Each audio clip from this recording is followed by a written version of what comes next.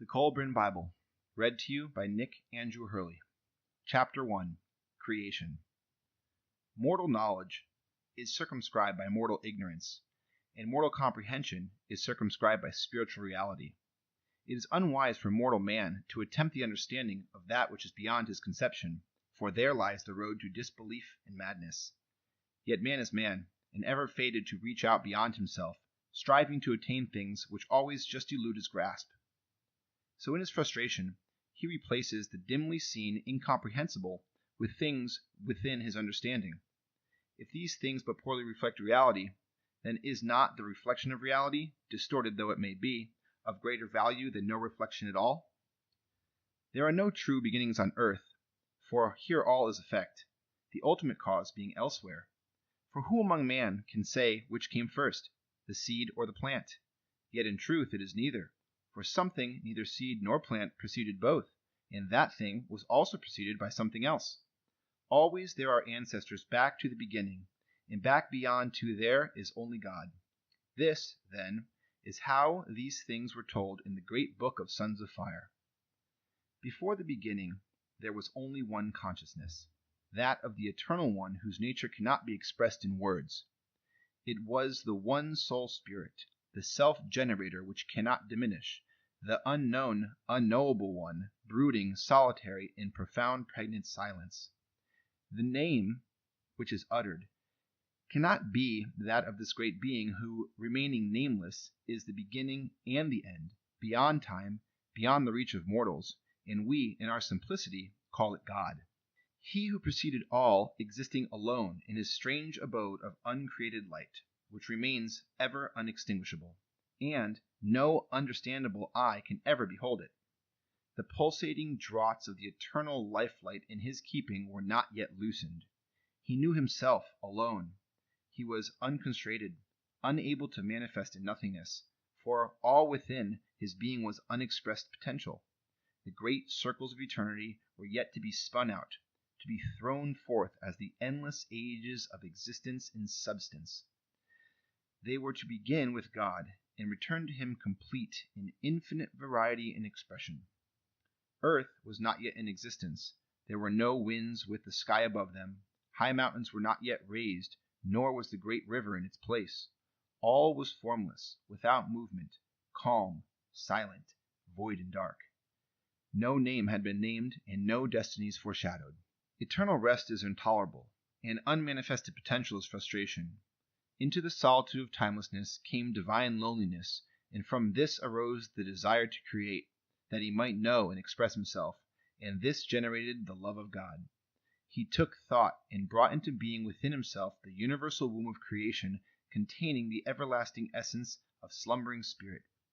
The essence was quickened by a ripple from the mind of God, and a creative thought was projected. This generated power which produced light, and this formed a substance like unto a mist of invisible dust. It divided into two forms of energy through being impregnated with the Spirit of God, and quickening the chaos of the void within the universal womb, became spun out into whirlpools of substance. From this activity, as sparks from a fire, came the infinite variety of spirit minds, each having creative powers within itself. The activating word was spoken. Its chaos vibrates still, and there was a stirring movement which caused instability. A command was given, and this became the everlasting law.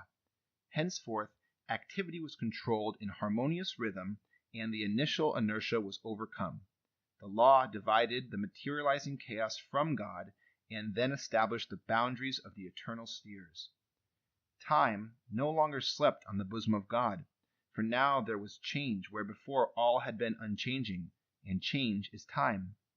Now within the universal womb was heat, substance, and life, and encompassing it was the word which is the law. The command was given, let the smallest of things form the greatest, and that which lives but a flash form everlasting. Thus the universe came into being as a condensation of God's thought, and as it did so, it obscured him from all enclosed within his solidifying creation. Henceforth God was hidden, for he has always remained dimly reflected in his creation. He became veiled from all that came forth from him. Creation does not explain itself. Under the law, it cannot do so. Its secrets have to be unraveled by the created. All things by nature are finite. They have a beginning, a middle, and an end. And unaccomplishable purpose would be eternal frustration, and therefore, the universe being created purposefully, it must have an objective. If it ended without anything else following, then the God existing must slumber indifferent to its activities. But he has made it a living work of greatness, operating under the changeless law. The creating word had been spoken. Now there was another command, and the power going forth smote the sun, so its face was lit, and it shone with a great radiance, pouring warmth and light upon its sister earth. Henceforth she would live within the protection of her brother's household, rejoicing in his benevolence and strength. The waters upon the bosom of earth were gathered together, and dry land appeared. When the covering of water was rolled back, the body of earth was unstable, damp, and yielding. The face of the sun shone down kindly upon his sister, and the dry land of her body became very hard. Humidity and dampness were taken away. He gave her a garment of fleece and a veil of fine linen, that she might clothe her body with modesty. From the great womb had sprung the spirit of life, and it was rampant in the heavens. It gazed upon the earth and saw her fairness, and was filled with desire, and came out of the heavenly spaces to possess her. It came not peacefully as a lover, but temptuously as a ravager. Its breath howled along her corridors and raged among her mountain tops, but it did not discover the dwelling place of the spirit. She had withdrawn, as a woman withdraws before force, for modesty must not be outraged in submission. Yet she desired its embrace, for among all the radiant company was honored. The sun saw her perplexity, and he wrestled with the spirit of life and overcame it. When it was subdued, and the primal struggle had ceased, it was delivered by the sun to his sister. It was chastened and quietened, and in silence brooded over earth's waters, and she was stirring in response. Mud eggs of life potential were formed in swamps and at the meeting places of land in two waters. The sun gave quickening heat, and life crawled forth upon the bosom of the earth. The land dust brought forth the male, and the dark water mist the female, and they united and multiplied. The first brought forth the second, and the two produced the third.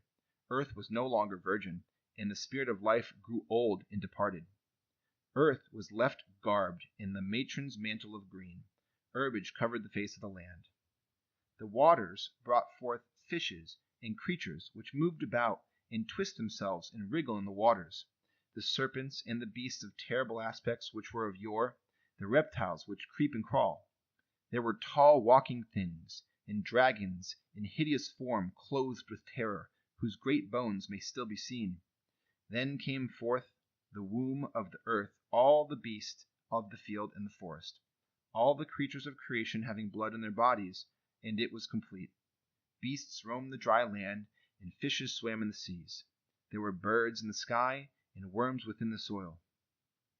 There were great land masses and high mountains, wide barren places and heaving waters. Fertile greenness covered the land, and abundant life swarmed in the seas, for now earth throbbed with the energy of life. Metals lay hidden in the rocks, and precious stones within the soil. Gold and silver were scattered and secreted. There was copper and tools and forest for timber. There were swamps of reeds and stones for every purpose. Everything was prepared. Everything was ready. And now earth awaited the coming of man. End of chapter 1, Creation.